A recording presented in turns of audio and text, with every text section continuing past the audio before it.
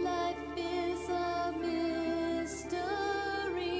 Everyone must stand alone.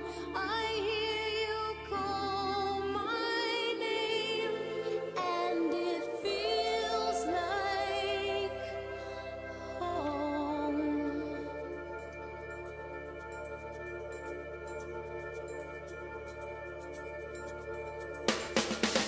When you call my name, it's like a little prayer. I'm down on my knees. I wanna take you there in the midnight hour. I can feel your power, just like a prayer. You know I'll take you there. I hear your voice.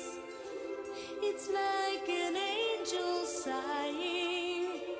I have no choice. I hear your voice. Feels like flying. I close my eyes. Oh God, I think I'm falling out of the sky. I close my eyes. Heaven help me when you call my name. It's like a little prayer. I'm down on my knees. I wanna take you there in the midnight hour. I can feel your power, just like a prayer. You know I'll take you there like a child. You whisper softly to me. You're in control, just like a child. Now I'm dancing. It's like a dream. No end and no beginning. You're here with me. It's like a dream. Let the choir sing when you call my name. It's like a little prayer. I'm down on my knees. I wanna take you there in the midnight hour. I can feel your power, just like a prayer. You know I'll take you there when you call my name. It's like a little prayer. I'm down on my knees. I wanna take you there in the midnight hour. I can feel your power, just like a prayer. You know I'll take you there.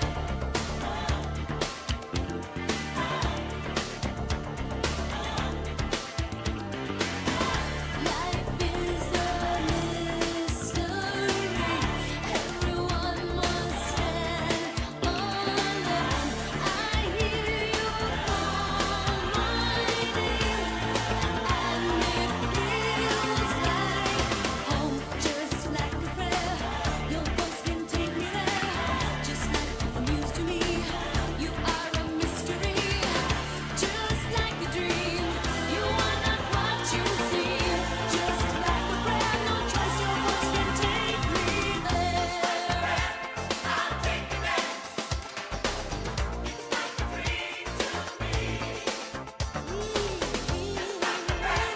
I'll take you there. It's like a dream to me. Just like a prayer. I'll take you there.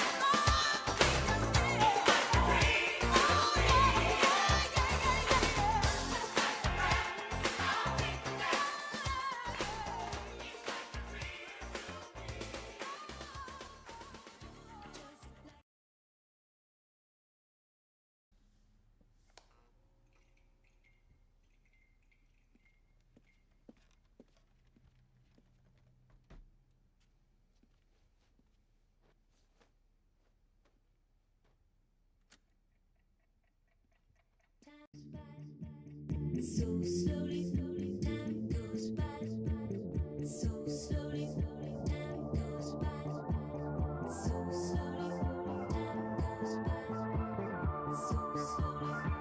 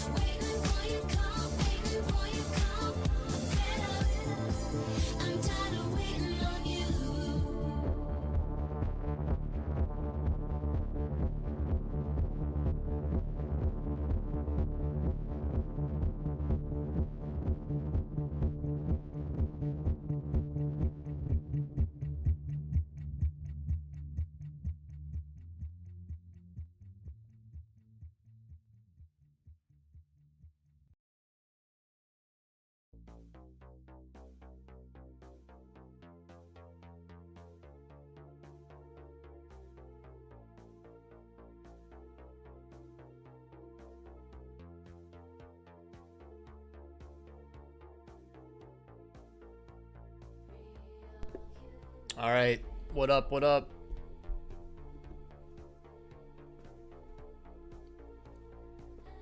Welcome, welcome.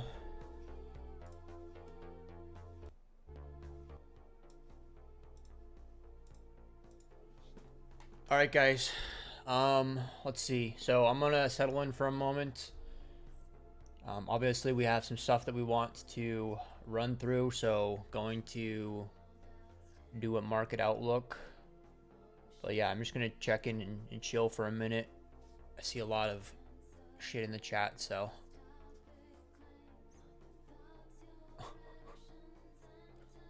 What up, what up? Thank you to the familiar faces. Like the stream, plebs. You heard it. This is the unemployment meeting.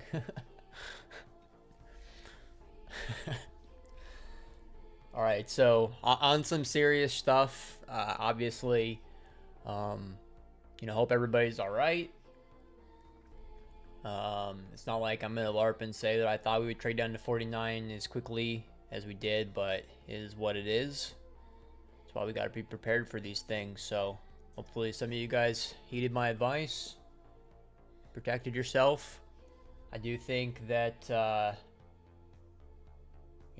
plans are still very much intact. As painful as things might have been for some of you, I still do think that we're gonna end up playing out Q4 just as I had originally thought. But yeah, we'll get into get serious here in a moment. Hope I learn how to get liquidated, unliquidated.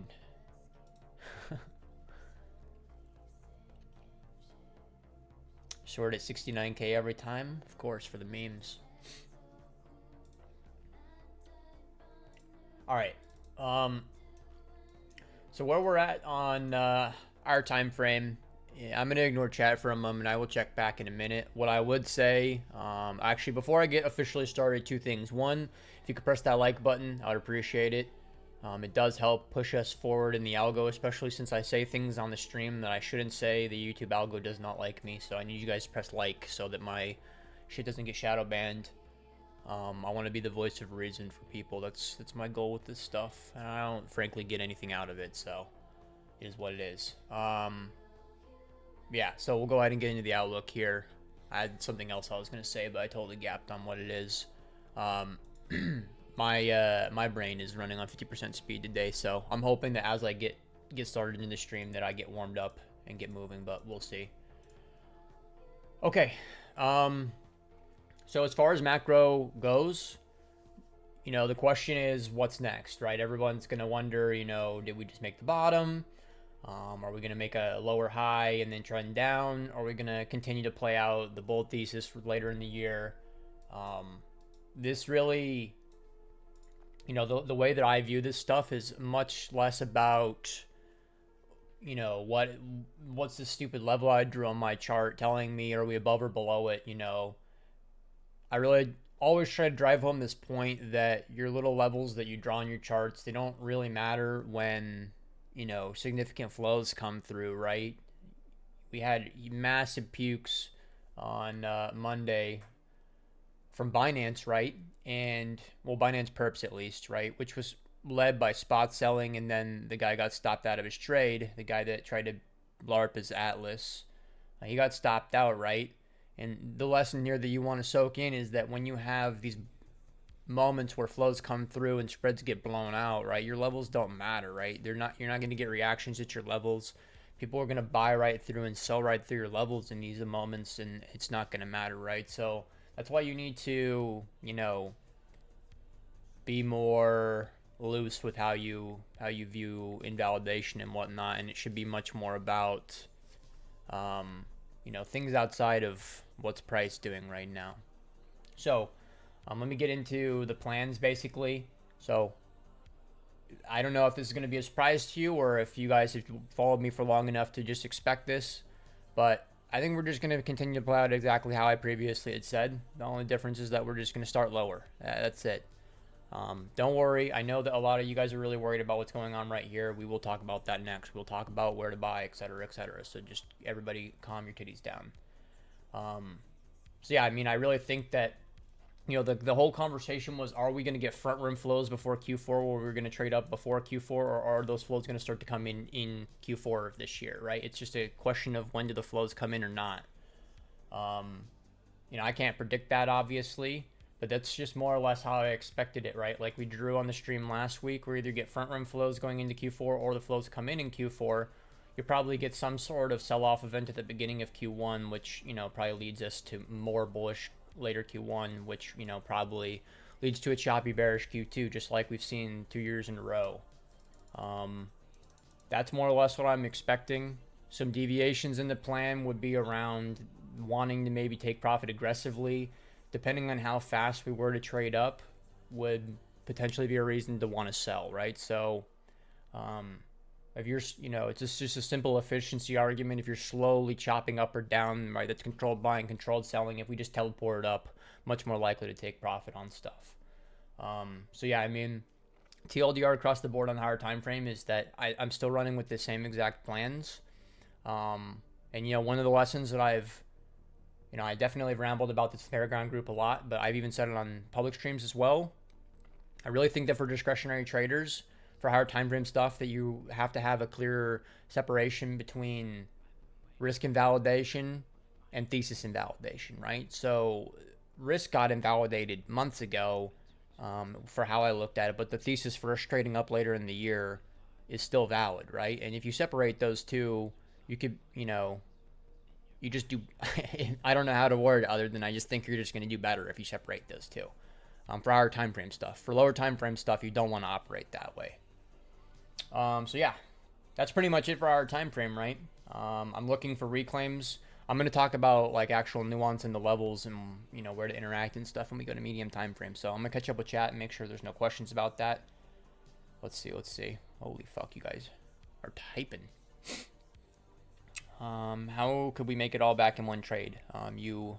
We make a shitcoin on pump fun, and then I buy 85% of the supply, and then you guys buy after me. That's how we make it back. Due to the strength of Sol, do you think it does a V recovery towards the range high? I don't think that anything's going to really do a range like a V recovery, guys. I think that it's incredibly unlikely on higher time frame to do V recoveries. I know that everybody, you know, on your timeline right now is going to be chanting for that. But I feel very confident that they'll have a different tune next week when things start to chop more. So right now, right, we had such a momentous, like, you know, down move, right, that it becomes very, very easy for price to come back up. You know, why would you offer at 51K after we nuked like that, right? So essentially the books are thin. It's very easy for price to move back up after moves like that.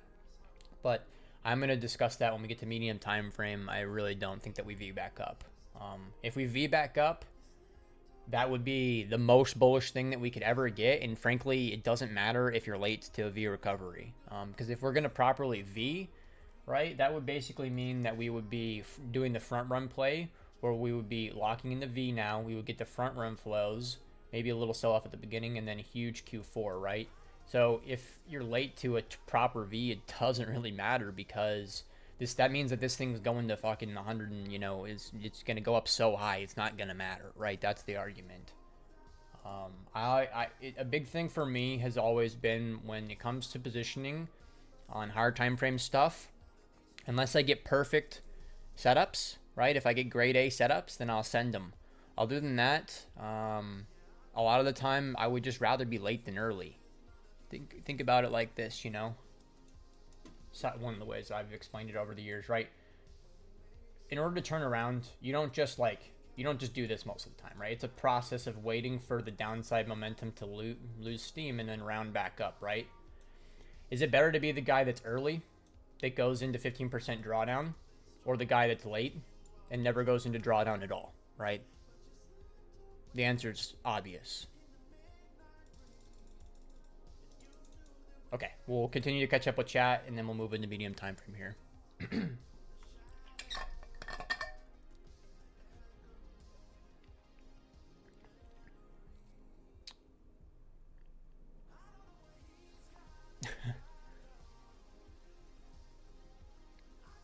What up, Sonny?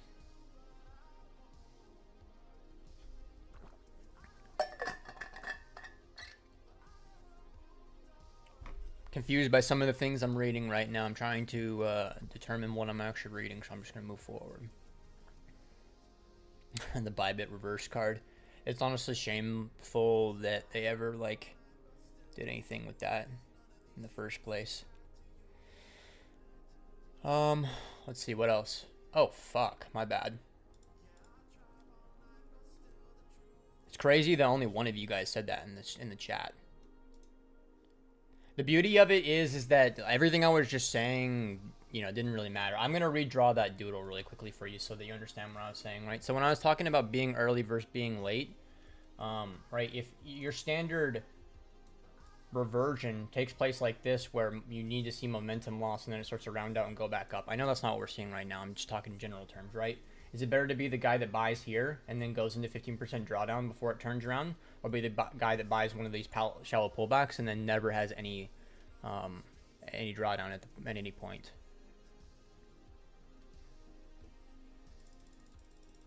So hopefully that makes sense. Yeah, sorry guys, I didn't have the scene turned on. Damn. Charts are a meme for real. Wrong scene. We just see Rambo Magus. That's all we need is Rambo, let's be for real. Confirmation greater than knife catching. I mean, yes and no, right? Confirmation's definitely a meme for most traders, but I don't want to get into that ramble. We are drawing without drawing confirmed. Alright, alright. Everybody calm down. Everybody take a breather. Can you please comment on the potential volatility short term from the Middle East war? I mean, guys, if you think that this sell-off event was from war fears, you're playing this game wrong for sure. You're listening to the wrong people. You know, this is, you know, correlation driven, and the combination. Yeah, I think that the reason why it was so bad for us is because the Binance Futures guy. I'm not going to fully explain that. It's one of those things, if you know, you know. If you want to go back and look at the Binance flows last week, you can, you know, go look at the Binance flows Wednesday to Friday and then see what he does Sunday night, right? That's a big reason why we sold off the way we did. Was that guy tried to play God mode and he couldn't anymore, so he puked.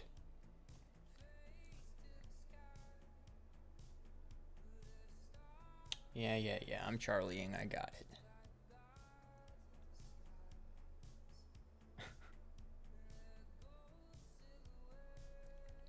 So basically we can expect some chop around the range low for Sol since it was reclaimed. Also EMA, I don't do EMA stuff. Yeah, I mean, that's the general thesis across the board right now. A lot of these bounces will probably retrace back. Whether or not Bitcoin attacks its low and actually hits 48K or not it probably doesn't, but I do think that it will drive back towards the lows. But again, we will cover this in a moment. I just need to get through chat and then we'll do medium time frame.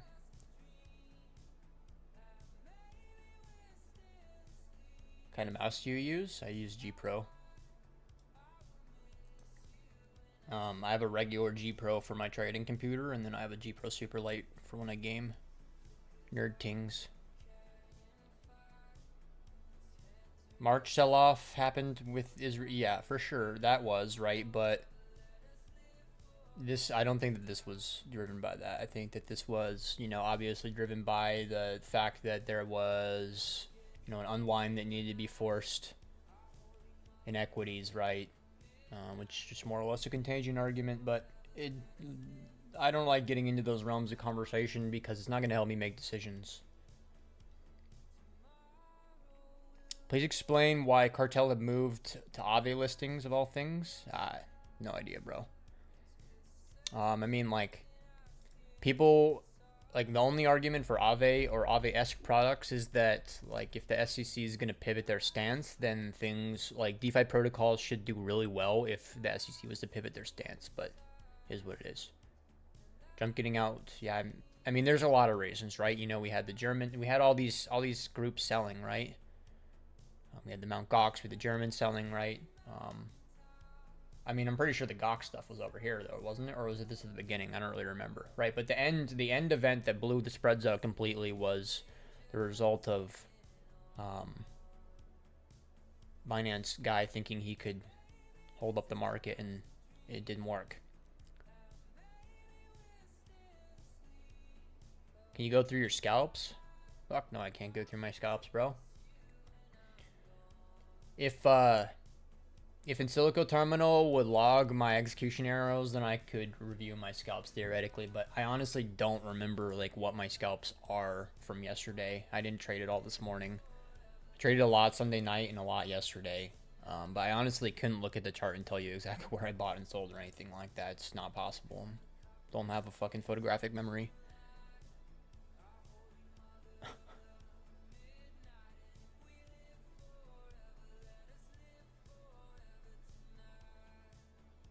Bro, you sounds like who never trades.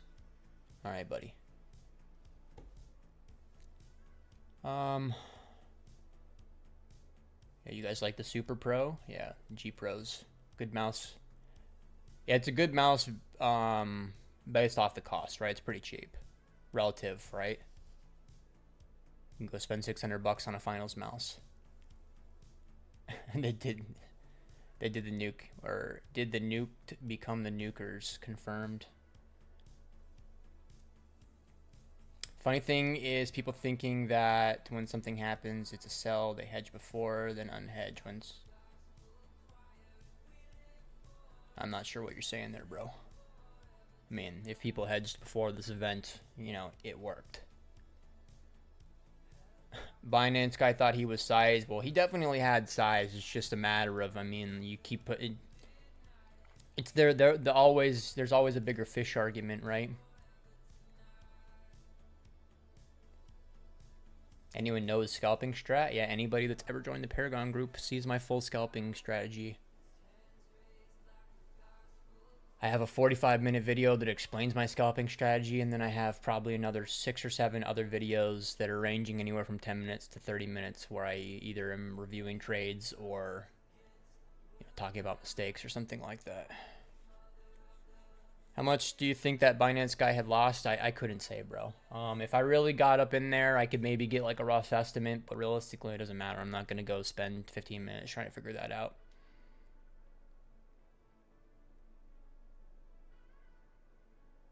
Bro, like, any of you guys that come in this chat and chirp, especially when I'm not really feeling that great right now, like I feel sick and I still came out here to fucking stream for you. If you don't want to hear me talk about mouses, then fucking leave, fag. I don't care. Do not care. I'll just turn the stream off right now. I don't care. I'm literally doing this to help you people out. I get 0 in return for this stuff.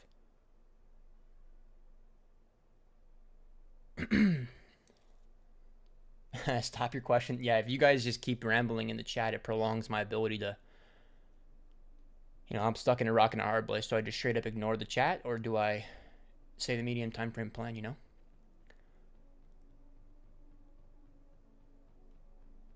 Yeah, I've heard good things about the Razer, but I probably won't buy any Razer products ever again.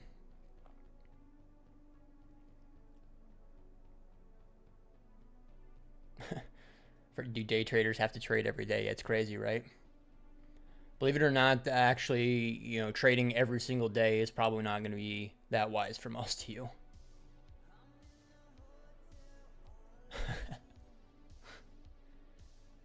Got no mouse but 5 cats.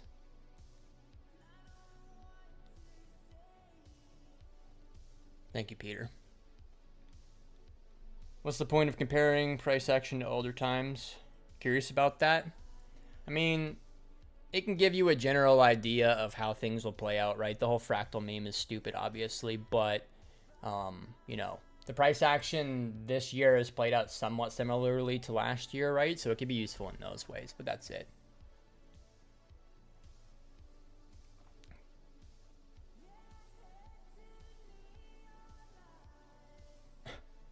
Alright, I appreciate all the chatters ganging, but don't worry about it. It's whatever.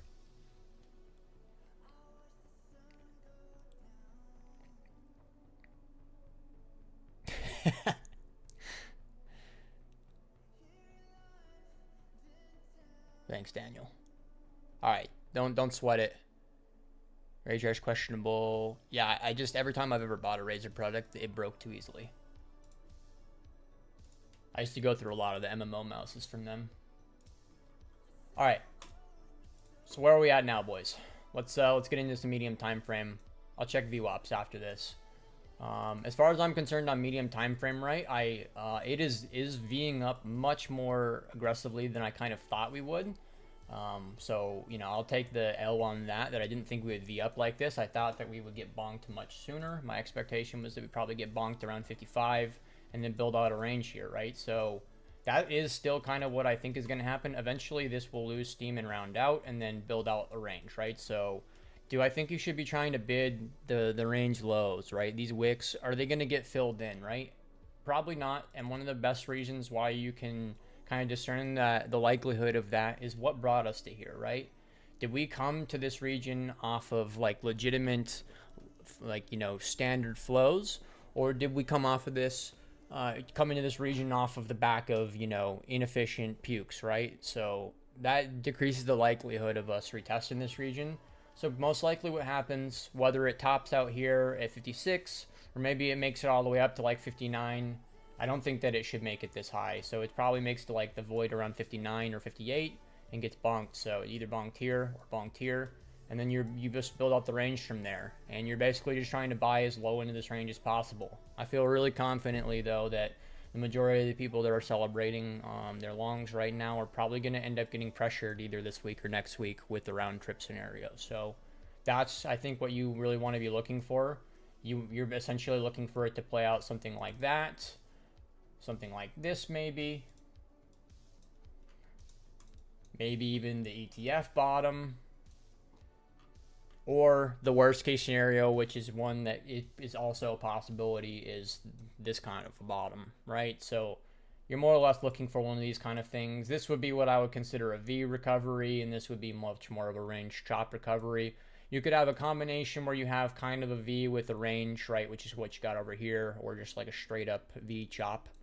Who knows, right? It's going to be something similar to what we've seen in the past, though. That's the safe assumption with this. So that's what you're looking for. I hope that that's all clear. There's a lot of significant levels that need to be reclaimed for bulls to be in control again on anything beyond just a reversion trade. But yeah, I mean, that's what I'm looking for.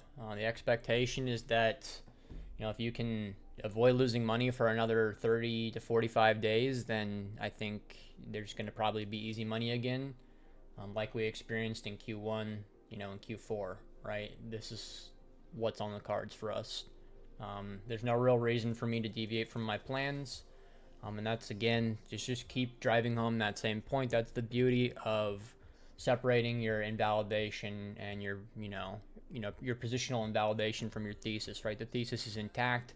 If I held on to that, if I held risk though during this entire stage, just because I thought we would go up later in the year, I would be absolutely getting obliterated right now, right? So hopefully that's all clear. There isn't too much else that I'm super interested in covering on this. I will check chat here in a second. Declare the end of the comments section. Thoughts on Bitcoin trading into the 2021 VWAP as the bottom? That's a possibility. I'm pretty sure we almost kissed that thing anyways.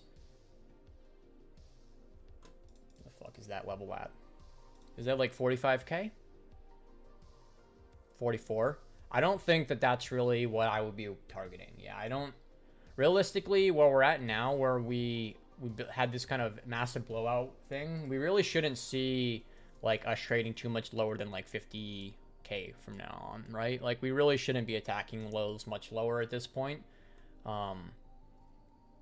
Even if we're like, let's just say there's a scenario where I'm dead wrong and we're going to continue to trend down, I would still argue that it would look somewhat similar to what we just saw, where we would get a bottoming process and a lower high. I don't think we're not just gonna build out a range and then break down from here. That is a possibility, but it's low percentage. I think that going up is the higher percentage either, no matter what. So that's just to present an argument for what if I'm wrong on macro. I still think that we should, build out the range and trade up.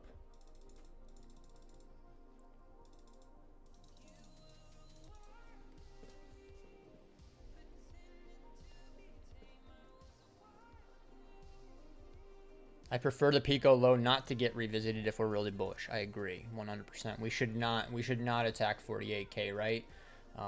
If you look at this kind of structuring though, there's like it's pretty solid demand blocks and stuff right here, right? So you wouldn't expect this, but you would either expect like 50K or like maybe 52K or something like that to be the area that holds the support.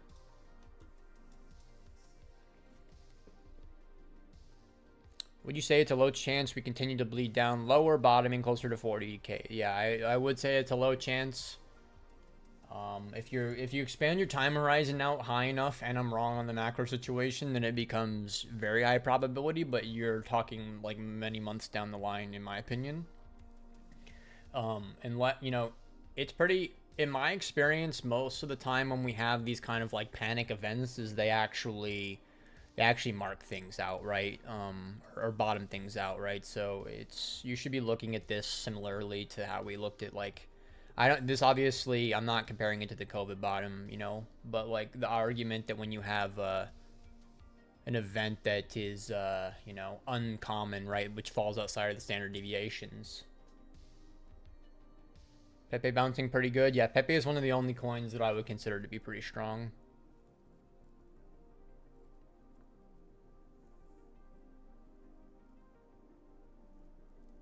Think we could see lower lows, or just looking for a sweep? Just looking for a sweep, bro. I'm not super interested in, like we just said, right? If we sweep these lows, then we're probably just gonna end up going lower.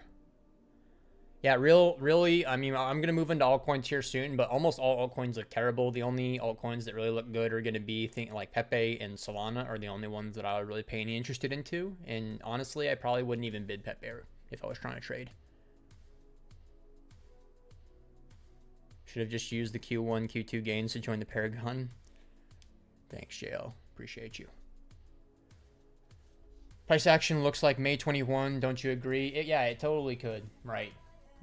We got to go way back over here for that one. But yeah, we're talking about this. Totally could be. Oh, you mean this. Right? Wait. Oh, I'm retarded. Sorry, guys. Wow, I haven't looked at this chart in ages way back here. So you're talking about this, right? Yeah, this could be a scenario this is more really how I think it will play out, minus this part, right? I think that it will probably have more bullish structuring than that. But yes. Yes, indeed, right? And then, an even more recent example of that same exact argument would be this one.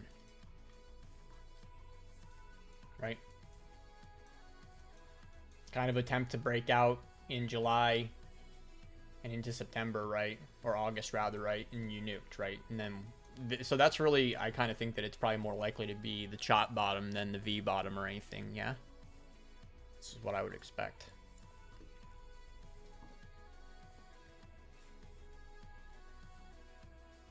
Most comparable to summer 2019. We're just history nerds over here today, I guess.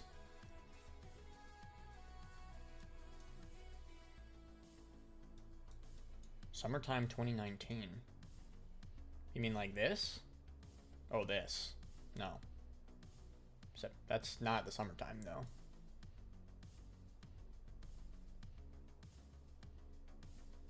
What the fuck are you talking about? There's literally no sell-offs in summer of 2019. I should have known that, because I'm supposed to have memorized this chart by now. Sold too strong? Make sure you guys feel FOMO and buy into the top. Pendle looking good after the Korean listing. Interesting. Yeah, Pendle got beat down. May 2021 PTSD confirmed. Yep. You mentioned TradFi correlation. Do you think the bottom is in for the NQ and the S&P as well? If not, indices moving back to the lows would create new lows on Bitcoin in your opinion? Yeah, for sure. I mean, if the indexes trade down a lot, it's not going to bode well for Bitcoin, right? Bitcoin's not going to do well if the NQ is trading down. And you're asking me, do I think if the index has bottomed? Truth is, I really shouldn't really be answering those kind of questions. I don't trade these things, don't know. I mean, yeah, I mean, I guess I could just go ahead and answer it. That looks like bottoms, right? I mean, these things have definitively bullish structure, and they just basically did VWAP retests on their yearlies, so I mean, that's not a bad look. I really think that most of the time when we have these kind of events come through, that there's just like a way to cleanse the market ecosystem and wipe people out before we go back to normal shit.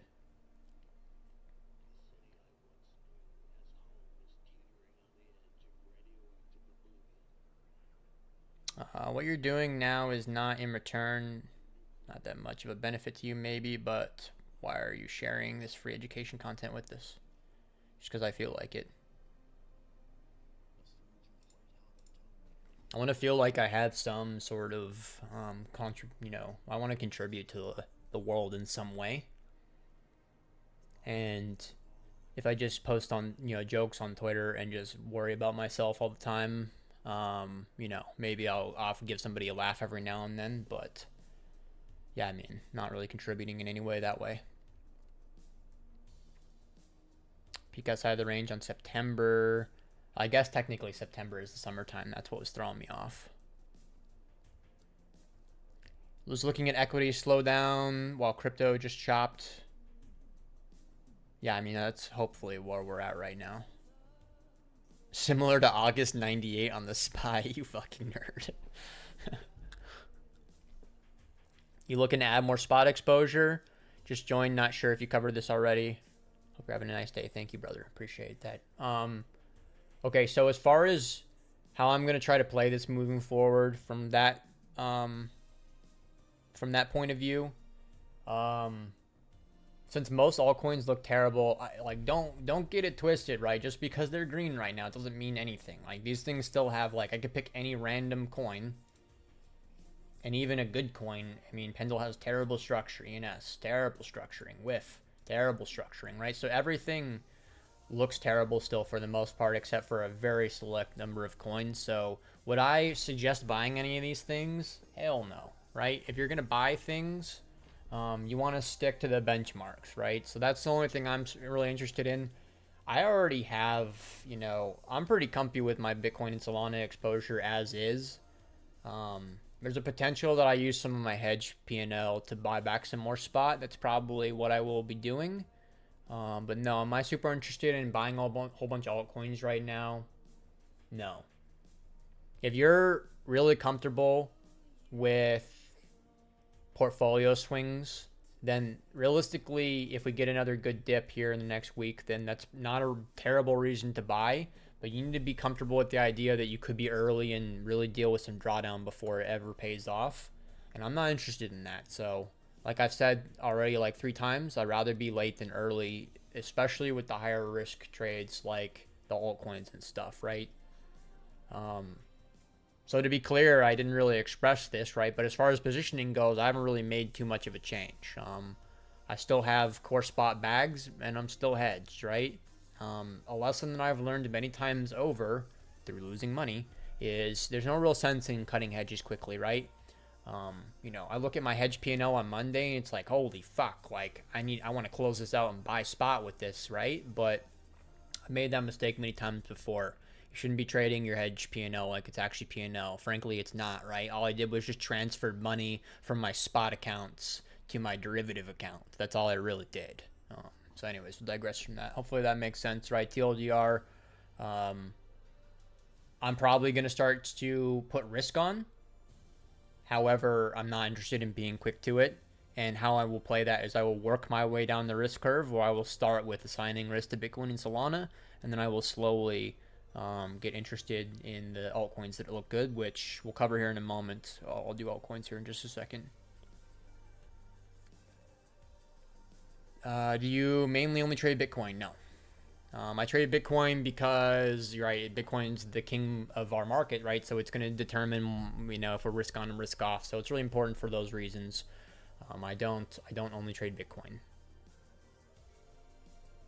It really has to do with the market regime, right? Right now, I'm not really interested in trading altcoins other than scalping.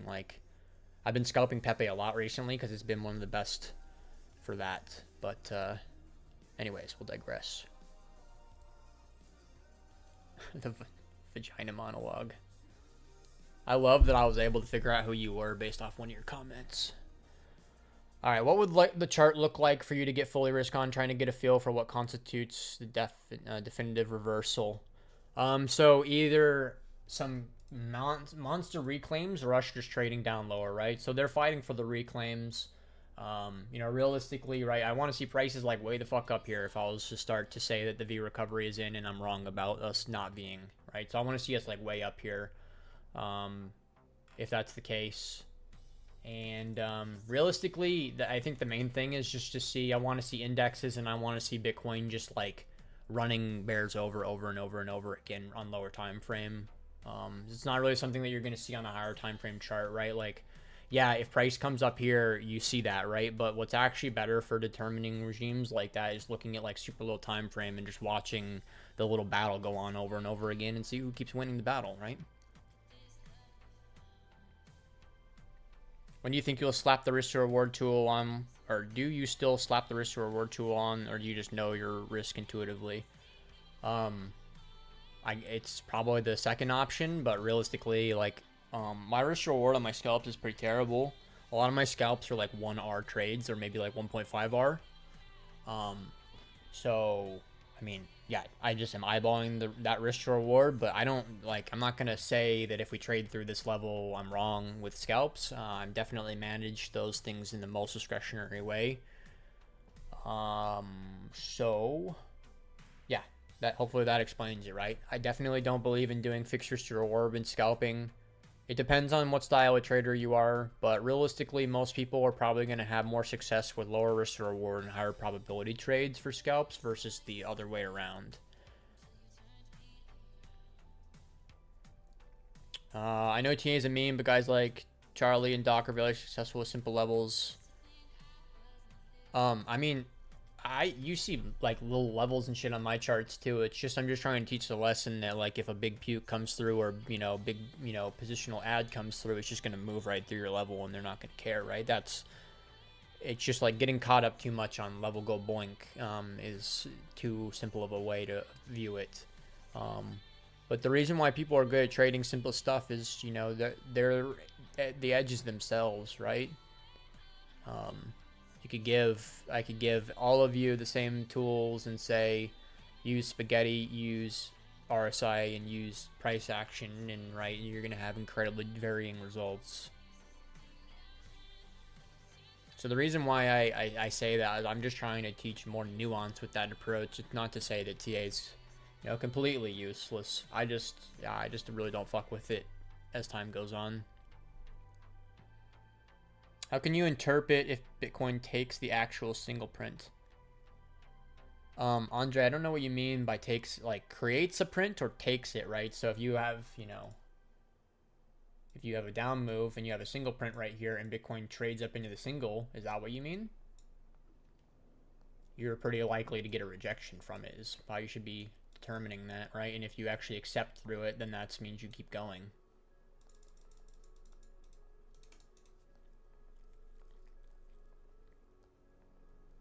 Thanks, honey. Can you try Bonk? Or do you want me to just look at Bonk? I don't think Bonk looks very good. Oh, fuck. Wrong chart. I don't like Bonk as much right now. Out of the memes, right, Pepe is a million times stronger than Bonk.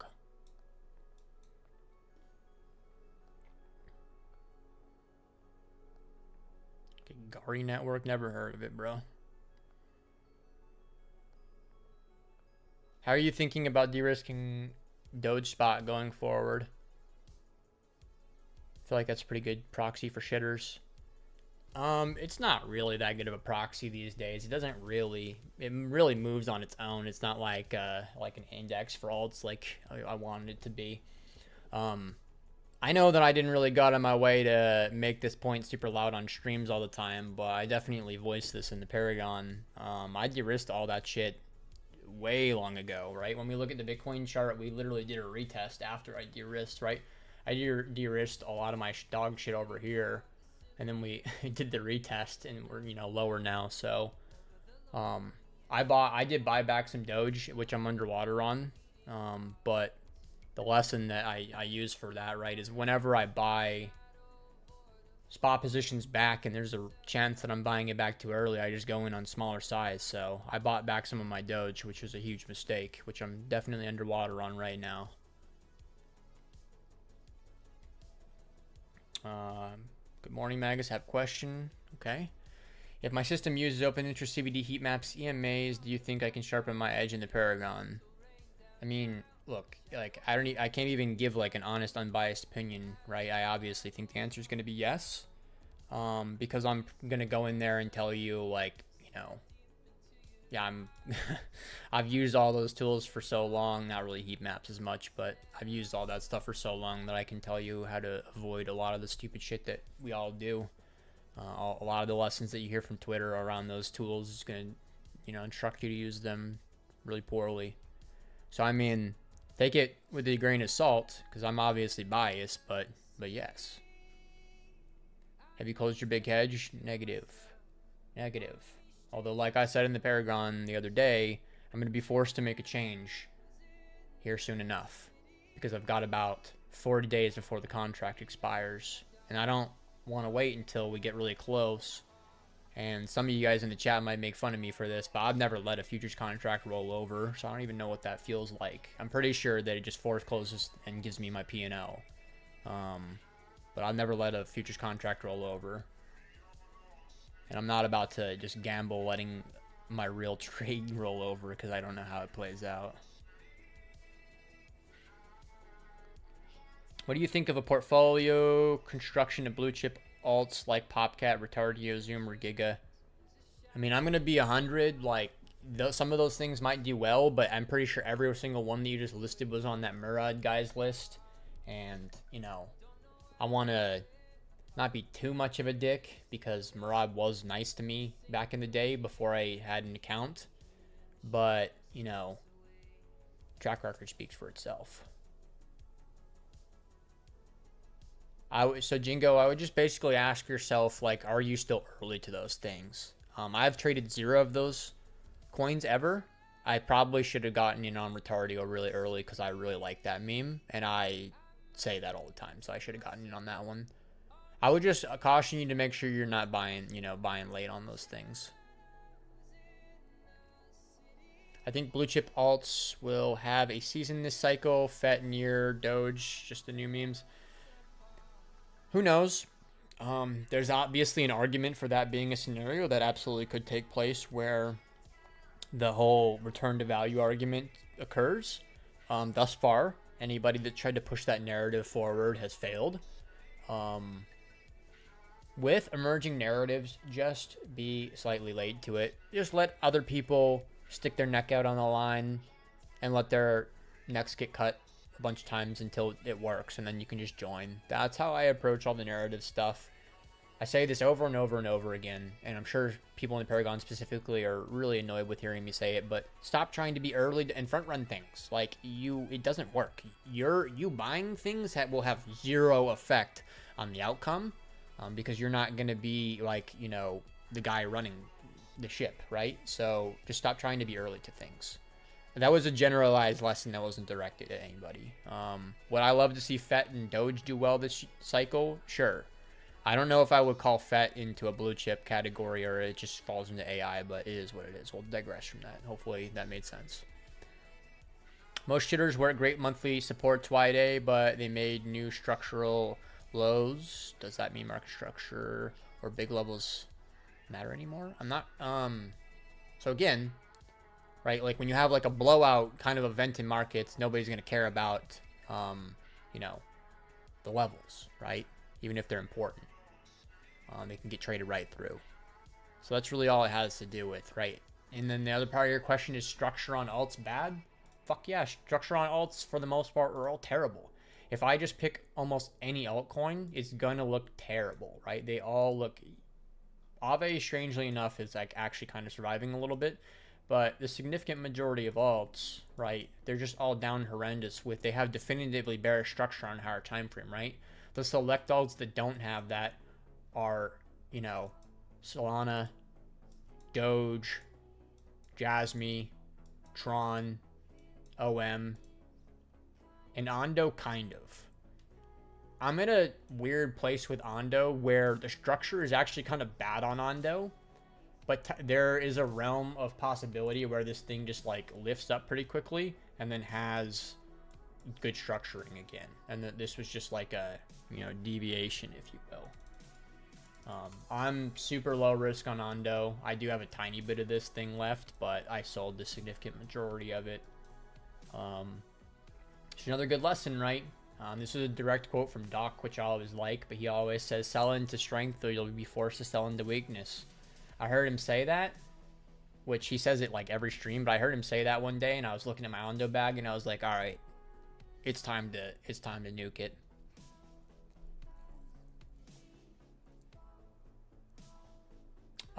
What do you think about BWB? I couldn't speculate on some airdrop on BitGet, so we're gonna not. What up, Peter? Any reason you like to hedge with a short position instead of de-risking and selling some spot? Yeah, I mean, there's kind of a lot of reasons. One, it's the most cost-effective way. So spot is expensive to buy and sell. You should not be, right, if you have a decent amount of capital, right, and if you're not trading with $1,000, you should not be getting in and getting out of spot all the time. It's very expensive. Two, it triggers a tax obligation, right? As I've said in the past, the significant majority of my hedges end up in small losses. It's like 1 out of 10 hedges pays for all of them. So most of my hedges end up being a tax write-off, right? So instead of having to pay that cap gains by selling the spot, I can just hedge, take small loss on the hedge, and then I never had to really make any change to my positioning. Final point is, the highest Bitcoin I bought this cycle was 25K. I don't really want to part with those Bitcoin because, you know, I bought some Bitcoin as low as 17K. I don't want to part with any of those because the likelihood that I'm going to get to buy that back within the same cycle is basically zero. If I get the opportunity to buy back where I originally bought, the cycle's fucking dead anyways. So, that's why. It's cheaper. Saves me money. It reduces my stress. Toxic flow don't care about levels. Factoids. What do you, if you have 2 single prints in the same profile, would you put more weight on the closer one for the reversion back further? Yes. So if you have a down move, you have a single print, and then another distribution, right? It's a terribly drawn example, right? Imagine this is a larger distribution. If you're trading down here, when you come up into the first single, you're probably going to get rejected from the first single. You should not be trying to trade off the second one. Judging based off your interaction with the first one, maybe you decide to trade off the second one, but by default, before you ever interact with the first, you should be focused on the first. Mu only went down 60% and then went up 60%. Oh, really? It's funny.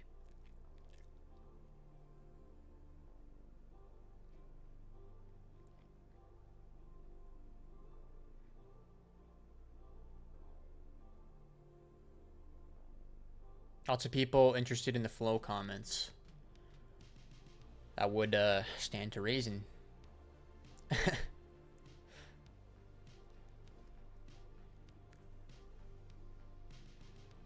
Blue chip, these are brown chips. Why not manually roll into the next contract? Because of the price location, brother. I'm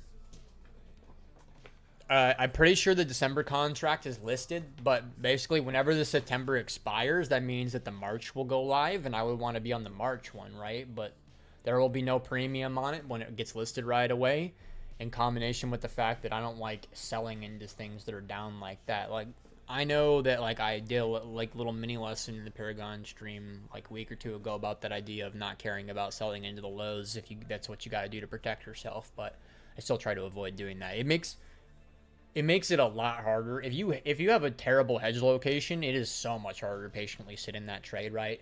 I have very comfortably sat in my Bitcoin hedge for all this time because it was at 71.2K or whatever, right? So it's been very easy for me to sit in it.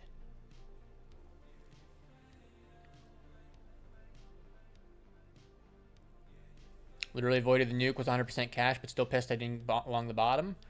Brother, I know who you are too. Don't even sweat it, man. You didn't get blown the fuck out. That's all that matters, right? Capital preservation is so much more important than making money. You didn't get blown out when a huge portion of the market did, and now you're set up in a situation where you have your money ready to go and it's ready to get deployed. So if we get another dip, you can ape. Like, you're in a very comfy position. What's happening is you're probably feeling some type of way because of what's going on with social media. Yes, Daniel, I wasn't trying to spell that out, but thank you for doing it for me so I didn't have to. Can I short now? If you short now, you're probably going to get run over because, like, for the time being, you know, I don't know. I wouldn't want to short into this just yet. I'm not really interested in trying to catch the short. I know that I might say something different in, you know, a couple of days, but that would be just, you know. You guys don't always have to be clicking buttons, believe it or not. Just the moments where I decide not to trade can be just as good as the moments where I decide to trade, you know? I think Mog looks... I think Mog looks, you know, Mog looks really good last I looked at it, but I just don't like that I can't trade it on any legitimate exchanges. But yeah, I mean, it looks fucking really good. Well, okay. It basically looks just like Pepe. Pepe looked better, though. I'm going to keep it 100. Pepe does look better.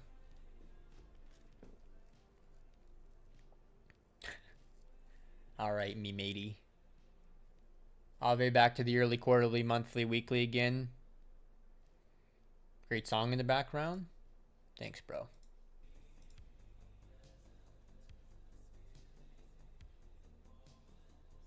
That's somebody else's quote from the Paragon. Doc stole my quote. It's over for you, JT. It's over. Welcome to the influencer. The cycle of life for the influencer. You hear somebody with low follower account say something smart or funny and you just steal it and now it's yours. And nobody will ever hear the original guys. It's crazy how that works. Welcome to Twitter. More blood to come or bottom. I think we definitely have made the local low and we'll probably trade down towards it, but not all the way down. You offloaded alts earlier. Where, when, what made you sell? Can you explain the thought process? Was it database? Honestly, you know, this was a while ago. This is over here. So this has been a long time. So can I tell you exactly what was going on in my head? Not really, you know.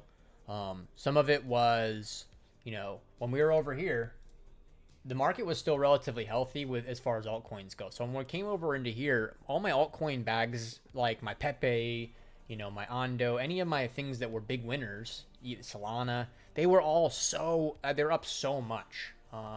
So honestly, I traded the P&L on some level, right? You know, I caught like a 150% move on Ondo, for example, and I'm wondering, you know, do I sell it now, right? And, you know, I just kind of came to that conclusion. There's that, right? So some of them I was selling from a point of strength, things like Ondo, Pepe. Some of them I was selling from a point of weakness, right? I bet really hard on Doge. As I told you guys many times over, it was one of my largest bags, and I almost never bet on altcoins as big as I did that one. So I was in a situation with Doge where it was proving to be weak over and over again. So I had the opportunity, do I either A, cope about this and let myself go into actual serious drawdown, or do I just sell it? So that's what I did. I did end up, at the end of the day, I did end up losing money on the Doge trade, but I avoided going into very serious drawdown, right? Because I could have been down 50% instead of being down like 9%. So it could have been a lot worse, just to frame things glass half full. Truthfully, I don't really remember everything that was going on in my head why I decided to sell over here. And I did not sell over there. I sold over here, right? I sold here and then I sold on the way down. Full disclosure. Missed the part of the stream. Did you cover what a single print means? It doesn't really matter. This is like such an unimportant topic, I think, in my opinion, right? A single print, if you have a distribution, right, you have a void.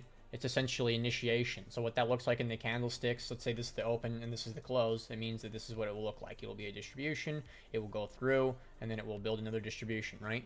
So what this single print here means is there's initiation in this instance from sellers, which means that when you come back up to an area where sellers initiated and took over, that you should get bonked by it, right? You can take that same lesson and invert it, and it's the same argument. If you have a void that was made by people buying, then you expect it to be support. I really don't think that this stuff is that important for you to understand. It's probably not going to help you that much. I really don't pay that much attention to those kind of things. Motherfuckers are typing. We like the flows. Flows will make you rich before 30, confirmed.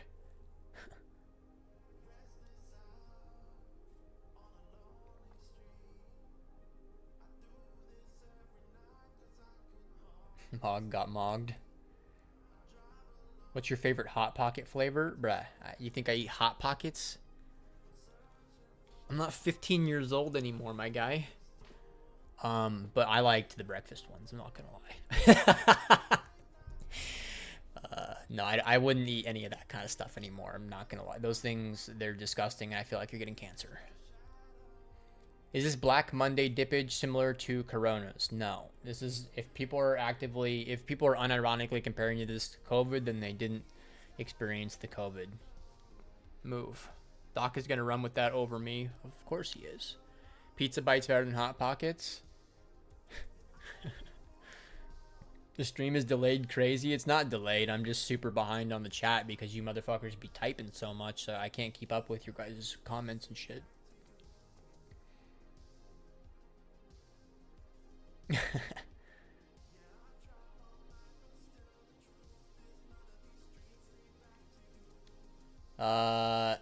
Altcoin sell probably had something to do with a huge fucking seller on Binance Perps at 70k from the 7th of June. I don't know about altcoins, but sure. I mean, I also don't know about the 7th of June. That's a long time ago, bro.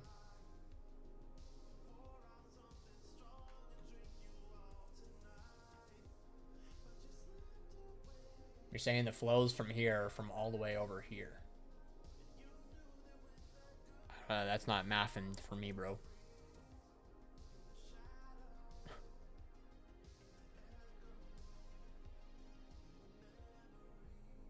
Chasing here won't be appropriate lows. Probably won't get swept. How does one position?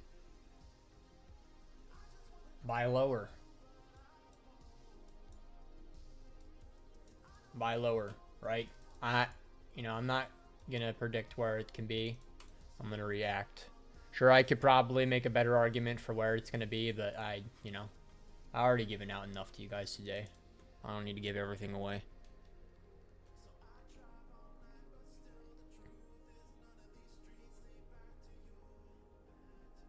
I meant your altcoin sell, not the current sell. Oh, sorry, bro. Like I said at the beginning of the stream, my brain's slow today for sure. Yes. I'm sure it had something to do with flows, right? I mean, I hedged around the same time, right? So I hedged, and then just a few days later, I started deciding to sell stuff. So that you're probably pretty right. I head to a meeting later, John.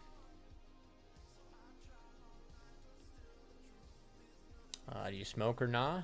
I do. Should be pretty obvious. I've gone through a lot of trends with that in my life, where like I'll stop for a year, but things have been pretty boring this summer, so I have been for sure, which it negatively impacts me. But I'm just being honest.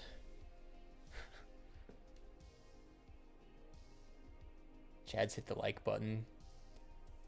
Thanks, Frank. Thanks.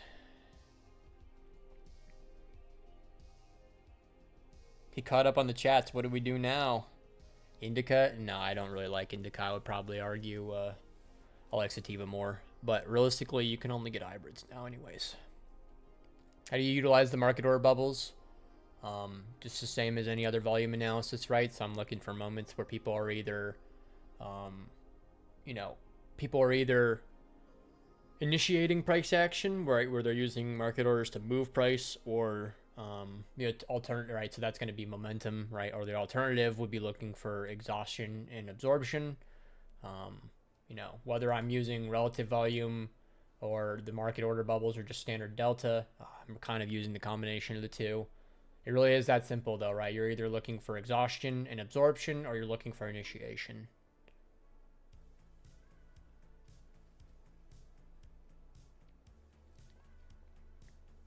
I'm not really a stoner. I wouldn't argue. I just go through phases where I smoke, but like then I'll go through a year phase. Like last year, I didn't smoke once, or maybe I did at the very beginning of the year. Extra chart's not useful anymore. It could be. Depends on you. I don't need it anymore because I don't really read footprints, right? So that's extra charts. Definitely their strongest, capability is they have really good footprint charts. But since I don't really read footprints, it becomes a redundancy. I don't need it, especially nowadays with how much TradingView has improved.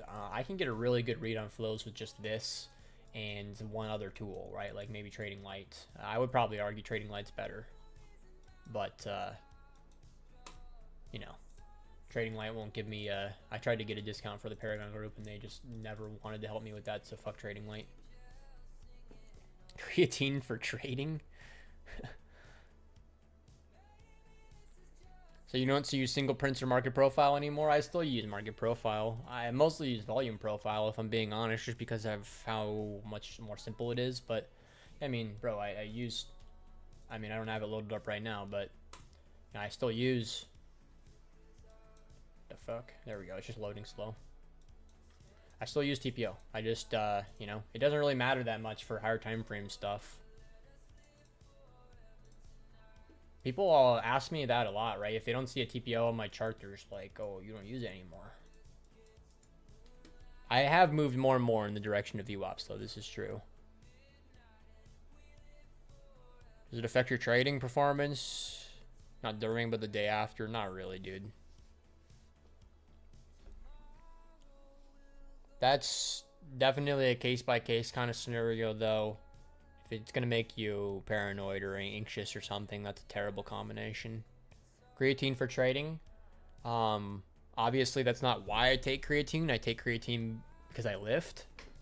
But it has been scientifically proven that creatine, is good for your brain. I don't remember the exact terminology. It's like improves your cognitive performance or something like that.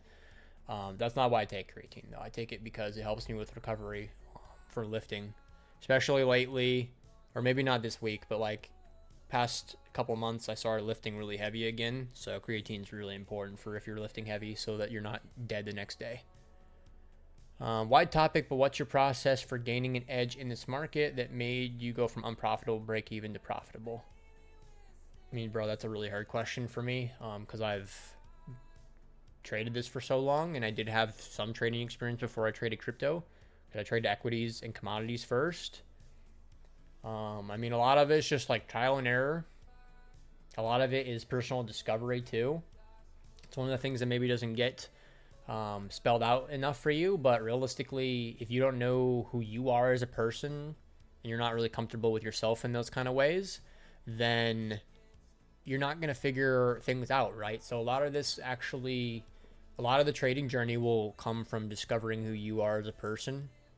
I'm kind of fortunate that I think I went through that journey pretty early on in life. Some of us, we figure that out when we're teenagers. Some of us, we maybe don't figure it out till we're 40 or 50, and that's fine. So I really think that that's probably one of the main things I would say, right? That's maybe not going to discover an edge, but that's going to discover the path that you should be taking when you really know yourself. Everyone's going to be different for that kind of stuff. For me, when I first started to incorporate auction market theory, it really felt like this light bulb clicked on where all this shit that's on my screen just made sense all of a sudden. So yeah, that's pretty much it, right? You just got to go and experiment with shit and become comfortable with who you are and how you want to do things. Have you looked at the Wooting keyboards? I have. I run null commands now when I play CS because it's just a classic argument of if you can't beat them, join them. I'm already pretty good at counter strafing and have really good movement anyways, but now my movement is disgusting. It's like not fair.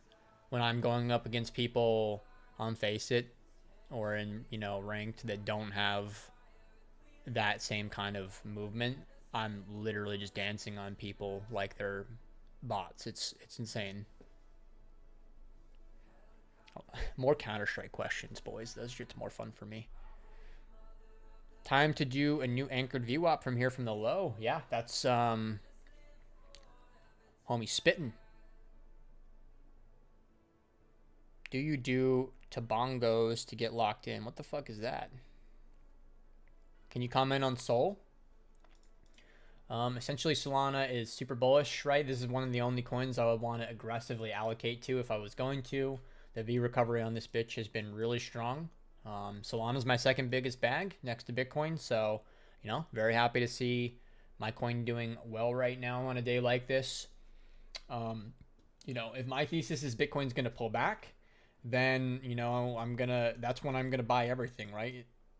Solana's going to move, basically 1-to-1 with Bitcoin. So if Bitcoin pulls back, Solana will give you the opportunity to buy then. So that's basically where I'm at, right? Per Solana, the quarterly and 30-day are bearish.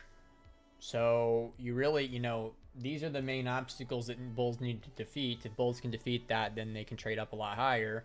Probably what happens is that, it's going to trade up in here and get bonked. That's probably going to line up pretty well with when Bitcoin gets bonked. And then, it probably trades down and does this, right? And that lines up really well with the time of the year as well. So if you really want to get Solana exposure, it's up to you whether I can't really argue that aping into it now is going to be a smart decision. I bet you if you buy it right now, you'll probably be up tomorrow, and then next week you'll be down, right? That's probably what will happen. I probably will be looking to increase my Solana exposure because it was my best spot trade of the year. So I want to, when something works for me, I want to run it back. So that's pretty much that. Creatine, you lose your natty status? No fucking way. How could that be true, Simple, if your body naturally creates that anyways? Like, even if you're not on creatine, your muscles have it in there anyways.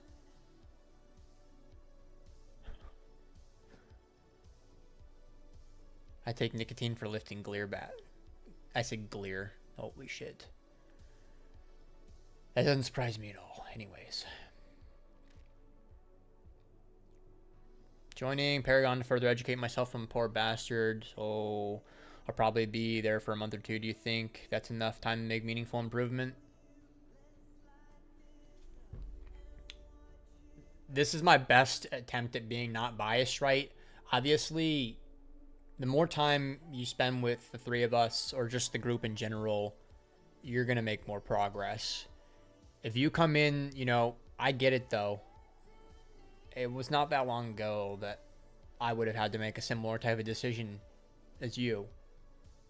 If you can only do 2, and that's what, and you think it makes sense to spend that money, I do think that you can get a lot out of 2 months. I would just say that you're going to do move faster if you come in with motivation and you come in with the intention of working hard, right? If you want to come in and just be lackadaisical about it, then you're obviously not going to make as much progress quickly. If you come in and grind and really go through all of our stuff and ask us questions and join the streams and ask us questions, then you could learn pretty quickly. Did you have a mentor? I did, yeah. So a lot of you guys probably don't really know him that well because he's not super active on Twitter, but actually probably had 2. My 2 friends, Tommy and Sting. If you've been around a long time, then you know them. Tommy mostly helped me with psychological stuff, and Sting mostly helped me with professionalism and system organization and stuff like that. I think one of the big things that the mentor stuff helps with is having somebody that you think is better than you, quote unquote, give you that confirmation that you're not a retard, saying like, hey, that was a good idea, or shit, I've never even, you know how cool it was for me back in the day when I would bring an idea to Sting and he'd be like, dude, I've never fucking thought of that before. That's cool, you know? So what you're getting out of the mentor stuff, everybody just thinks like, oh, he's going to tell me A plus B, right? But really, a lot of the stuff that you're going to really be getting out of it is less direct. It was just cool it was a big confidence builder for me, having two guys that I knew were successful traders tell me that I was less retarded than everybody else. Wooden keyboards look sick, not going to lie. Wanted the Boomer numpad. You can get the Boomer numpad, bro. Apparently I'm a Wooding shill now, but they have a 60 key, an 80 key, and a 120 key, and I think the 120 is the one with the numpad and everything. You are a Boomer though, bro. Simple. I'm going to keep it 100 with you. Why would you want a gaming keyboard and have the number pad on it? I want to hear, are you going to use it for both work and gaming then? Just curious. Sol against Ethereum roofed at all-time high. I don't really look at these kind of pairs, but we'll look at it really quickly.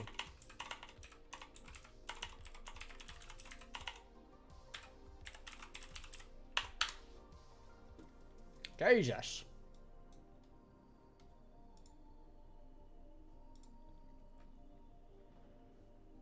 I mean, that's crazy. No way ETH BTC is down today. Holy fuck. You know what's crazy too? I'm going to be that guy for a second. I had a lot of people try to shit on me for the Solana thesis originally. Even in the early days where Solana had already started to be a good coin. I had people shitting me for the Solana thesis this whole time. And every fucking couple of weeks that goes by, it just gets more and more validated. So, sorry, ETH heads. As somebody who was originally an ETH head, hold the L. Do you use a TOS and in Silico Terminal? I use in Silico Terminal a lot. I don't really ever use a TOS that much anymore. I would use a TOS for scalping, but I don't really need it that much. I really like in Silico Terminal though. I'm basically a shill for them. I've used their product for a long time now. It's worked really well thus far. I don't know. CS2 doesn't give me that hardcore vibe that CSGO did. I mean, it's just one of those things where everybody kind of collectively shits on it. There's like a mind share behind it, but the reality is that it's actually a pretty fucking good game in my opinion. Yeah, everybody complained that it was a clunky game month 1 or 2, right? But it's honestly, it's pretty fucking solid now. I don't really have any complaints anymore with the game. Occasionally there's issues with subtick. Like 2 days ago, subtick bugged on me and I shot a guy and then he teleported. But that was all, out of the probably 400 games I've played since the game came out last year. I've seen that once. I'm also a skin demon with the game. Not gonna lie, I love the skins. Did you journal to gather data to see what actually was objectively worked and how often? Or did you just go off gut feeling and found out what you were looking for? So for the first several years, I was like a hardcore stat nerd. Well, the first couple years where I had decided to take it very seriously. I was a really big stat nerd. I really moved away from that and more towards discretion. The simple way that I would explain it would be that being very, very nerdy about stats and journaling and all that stuff and like following a mechanical system is really great early on because it helps you build out good discipline and thought, kind of a more thoughtful approach rather than just instinctual, impulsively acting on things. But over time, if you can kind of prove yourself that you can actually trade, that you want to move towards the gut feeling. The whole gut feeling approach to trading doesn't work unless you have a lot of experience built up. That's the kind of caveat to it. But if you get the experience, I just don't really see a reason why a discretionary trader shouldn't incorporate all of their experience and nuance and that kind of stuff into it, right? Hopefully that helps.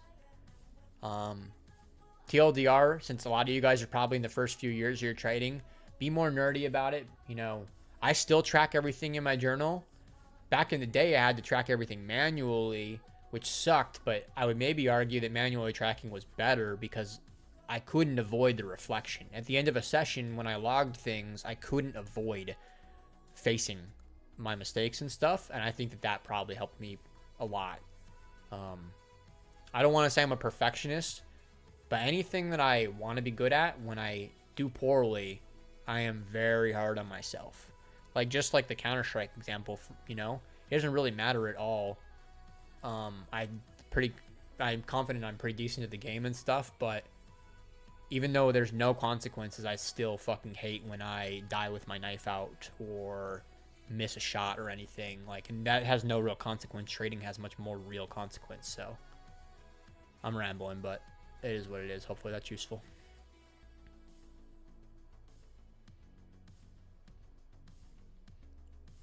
Weed and tobacco out of a bong? Yeah, I never really liked tobacco. I always thought cigarettes were gross, which I'm very, very appreciative. I was gifted. That was a gift for me. Sting from Tensor. Sting from Tensor indeed. He's a really chill guy, and you would never know, but very, very knowledgeable, impressive trader. As a day trader, I'm at that point where I'm getting more trades right than wrong. Respect, respect. And the larger moves on the wins than losses. Nice, nice. Okay, those goal 1, goal 2. But often the best trades work too quickly to clip on full size. How do I fix this? Okay. That's a very interesting question. If that's something you're consistently running into, then what I would suggest would be stop clipping at all. It does depend on what you're trading. But if you're trading a liquid asset, like, all of us can clip in and out of, you know, I could one clip into Solana if I wanted to when I'm trading it. I choose not to because my data gets smoothed out over time when I use averages instead of just yeeting. But that's probably your best answer. To try to determine what does that best trade really look like beforehand, and then just one clip in, or just like double clip right away, right? You just like buy, wait a minute, buy again. Or, you know, realistically, Josh, you could probably just yeet in full size, though. On liquid contracts, you're going to be fine. You're not going to move the books on Solana or Bitcoin or something. Hopefully that helps. Wooting 2HE is the latest numpad one. Okay, yeah, they have 3 total. I'm going to buy the 60HE very soon. I'm trying to officially break my current one that I'm using so that I have a reason to buy it. But I'm just going to end up doing a hand-me-down scenario where I'm just going to give my peripherals to my friend when I buy new shit here soon. Numpad is to play GTA 5? What is that for, like, typing in fucking hacks? To get your free weapons and infinite ammo and fly your car and shit? I never played GTA 5, so. The last Grand Theft Auto I played was Vice City, which was a fucking sick game, honestly. Playing that as a kid was so sick. Oh shit, bro. We're talking knife-glove combos now? Alright, guys. You probably want to go ahead and leave the stream unless you already asked a question that you're waiting for, because we're talking Counter-Strike now. What knife-glove combo are you running? I think you would be... it's almost embarrassing. I don't know what my CT gloves are.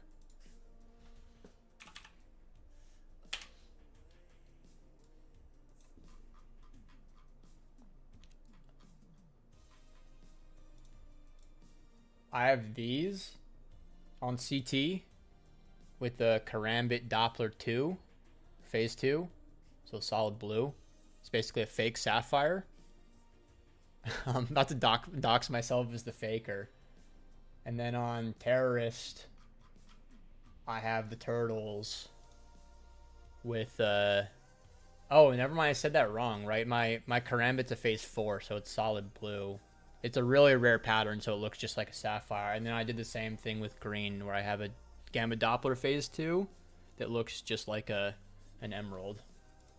But I'm actually going to buy... I might be, go ahead and be prepared to coom in your pants. I think I'm going to buy a black pearl here soon. Black pearl butterfly. I actually have a fucking fat list of skins that I'm sourcing right now. probably going to drop like 10, 15 bands on it, maybe more, depending on if I get the Black Pearl or not, because the Black Pearl is going to be like 9, 10K.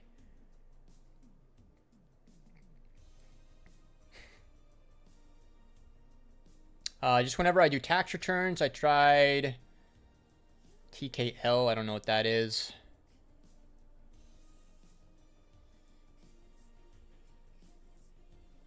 Oh, for the numpad. Bro, it does his own taxes? That's crazy simple. Oh yeah, the volume knob is nice. So having a volume knob on your keyboard is very, very nice. Didn't you just say you smoke? I did. Did I?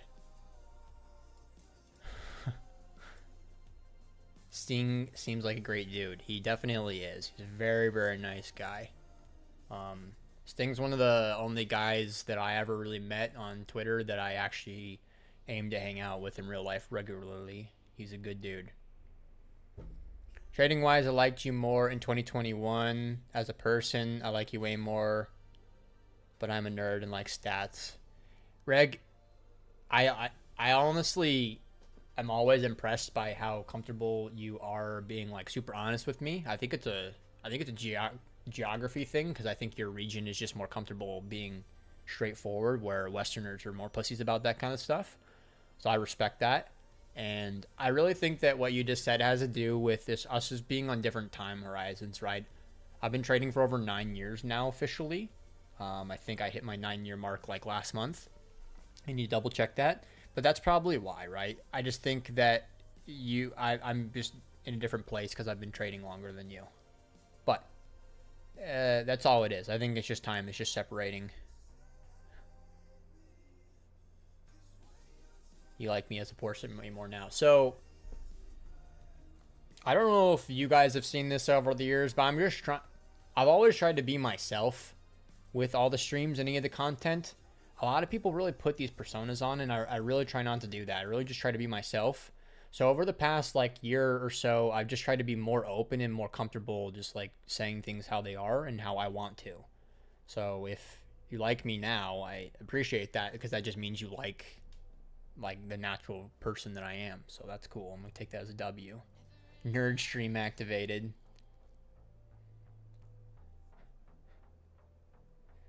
About to revoke my Paragon subscription now. Buddy, I'm about to revoke it for you.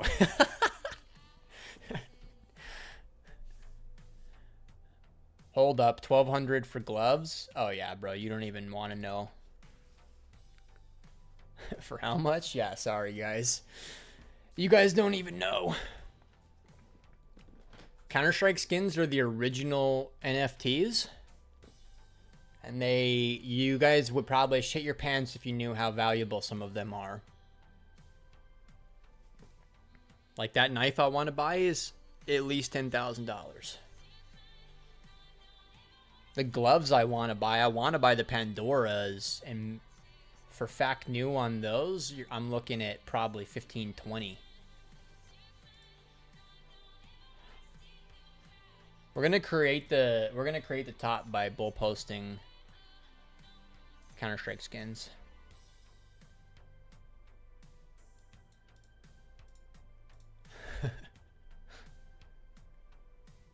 We're talking tax evasion in CS terms. Bro, don't ever say that. I should not have read that comment. Don't ever say that.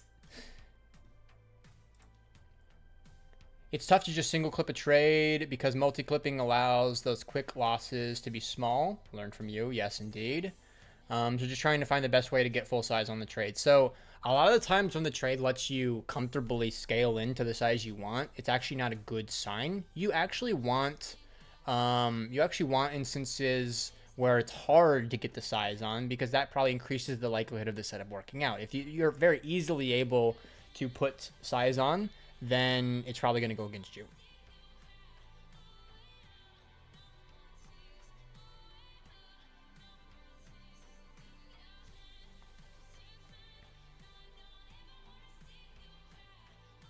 You trade CS skins as well? No, believe it or not, I have a friend that does all the trading for me.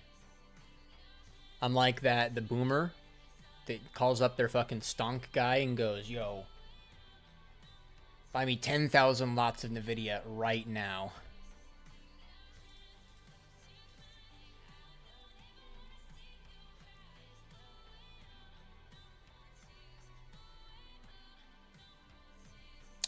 Remember playing CSGO? Skins were sick, didn't realize the resale was like Pokemon prices. Yeah, bro. I mean, they basically just go up over time. My first knife I ever bought, I bought for $70. And that same knife is probably $400 now. NVIDIA. Was that Taylor Swift? It's just a mix, boys. I have no idea what's even playing. Invalidation on the macro thesis? There isn't one.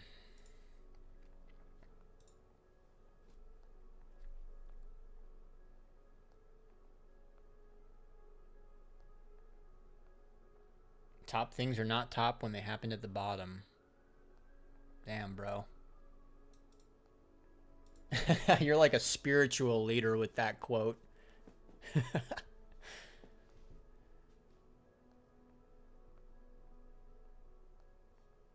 I told you guys, you had fair warning. I said the stream was about to fall apart. 50 people were smart enough to instantly leave when I said that. The rest of you guys hung around. It's on you.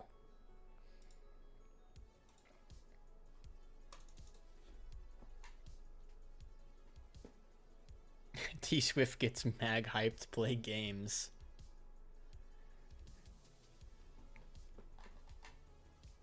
You guys just don't know the real alpha decay. The real alpha decay is me not caring anymore on the stream and just digressing into talking about skins. Been watching the Olympics a little bit. Not really.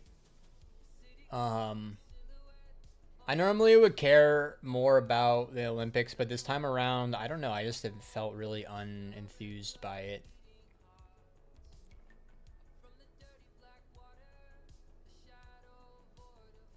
Of course, I skipped it intentionally, brother.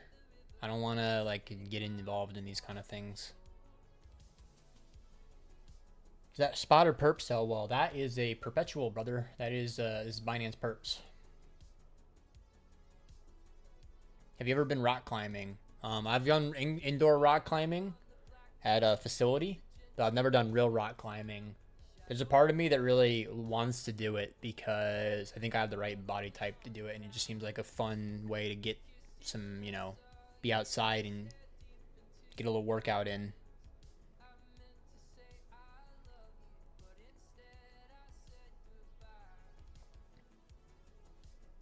What do you think about Levin? Can you tell us anything about him? I have no idea who that is, bro. You're talking about Learwin? Guy's a fucking freak. Do you think Bitcoin has accepted back into the range? No. It's way far away from the range still, right? The range low was 61.5. So no, I would not say so. They need Olympic crypto scalping. So I could finally win something in my life. I could finally be the best at something if they did that. Do you chant USA? You guys make fun of that, but they love that shit over here. Fan of the Midnight? Of course.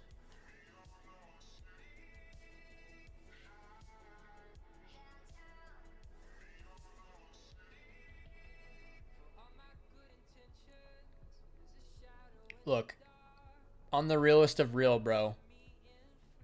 Sometimes you could be both. And that's all I'll say. Believe it or not, that there are people in our space that do take the easy money and also trade. But at the end of the day, you really never really know who's who or what's what.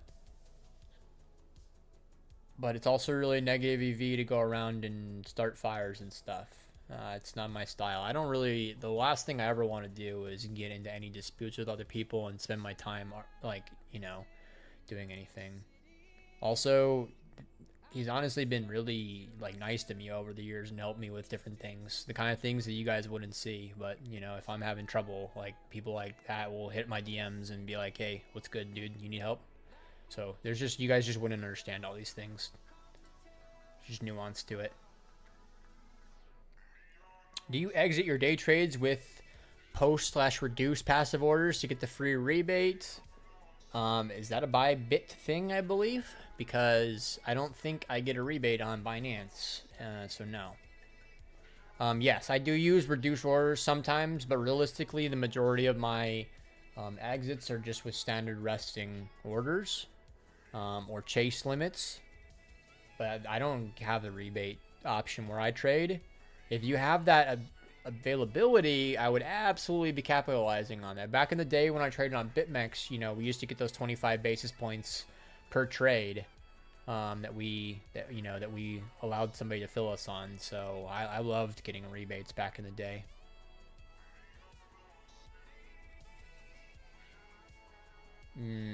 Jaggers, you're probably right. I could get silver at least, though, bro. Come on. Are you originally from Chicago? Negative. I don't think I've ever even been to Chicago.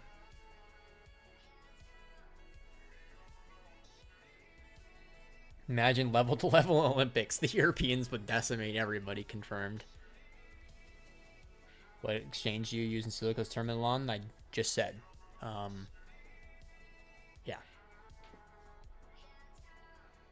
Who remembers when Bybit gave WT basis points on limit orders? That was the best shit of all time. What's crazy is that used to be the standard in crypto, right? It used to be common that all the big exchanges used to give rebates, but they went away with that.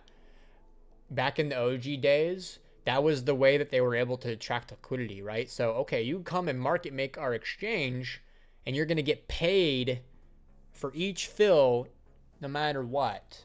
That's pretty big. So that used to be the standard in crypto, but they went away with it because they just didn't need to offer that incentive anymore to attract liquidity. But study BitMEX. That's how they took over. They invented the perpetual swap, and they to my knowledge, invented the rebates. It is a big game changer. Might just be two versions of one person. Yeah, so also, like I said this earlier when I was talking about myself, a lot of people, like what you see on social media is not a real person. People go out of their way to craft this image for social media of what they think you want them to be, and then they be that. And that's not directed at, that's the most general statement of all time. That's directed at nobody. That's just extremely common. Most of the larger influencers, except for a very select handful of people, which if you're a real motherfucker, you should be able to tell who's real anyways, right? People like Loma stick out to me as somebody that's like consistently been real about shit, But like, look, and I'm just using him as an example, right? Just to illustrate my previous point. Loma and I both have paid groups. Does that mean that we can't trade? So it just is what it is, There's a lot of nuance woven into those conversations, and you want to think negatively, you could say I have a paid group, so I can't trade, and if you want to think that way, you're totally entitled to that. I farmed BitMEX like that, but don't remember Bybit ever having that. Bybit did have that. It's just what Nikki was saying, right? That it was a short-term thing, and I'm pretty sure it wasn't on every order. They had it in 2021 for a while. Sads, they stopped it. They simply didn't need it, right? They were able to attract the liquidity regardless, right? Bybit liquidity on majors is pretty decent. Not on alts, though. That's for sure. Donald is annoying but ethical and legit. I'd rather, controversial take. I'd rather somebody be unethical and be funny and not annoying than be ethical and annoying. I should have never voiced these kind of opinions in the first place, but I've already done it, so it is what it is. I don't like him at all. I think he's really, really obnoxious. I try my best not to be really arrogant like that. But I'm sure I am sometimes, and it is what it is. So I know I'm a hypocrite on some level. But yeah, I don't like the super arrogant stuff and the I told you so constantly. Even though I unironically do it on Twitter all the time. But that's just what Twitter is. The Mumbai Mafia. You don't know what Mumbai Mafia is, bro? Most people are scammers and grifters, I've learned. Yeah, you're better off just assuming that about everybody. The big difference. The difference is that the Paragon doesn't have the biggest Twitter LARP in the group. You're not the biggest Twitter LARP, bro? I thought you were. Love our small group. Thanks, Lear. Picture this. There was a paid group which fell into like 20% win rate on their trades in the bear market, and BitBoy was stealing their signals for its own group. What the fuck? Wait, BitBoy had his own group? Look, Nikki, I know I'm a prick. I just think I'm a lesser obnoxious prick is all. I think it's probably a good point for us to go ahead and digress the stream, right? Because it's been like 30 minutes of talking about nothing, talking about topics I should have never acknowledged in the first place. So I might digress. Hopefully we got some sort of value in the earlier part of the stream when I was actually saying real things. And, you know, just the one thing that you're always going to get from me is just trying to say it how it is. You know, I'm just going to try to be real about everything. Not everyone's going to appreciate that, and sometimes my being real is going to say something that, you know, maybe you don't want to hear, but 'tis what it is. Thanks for tuning in, lads. I will see you next week. Later, gang.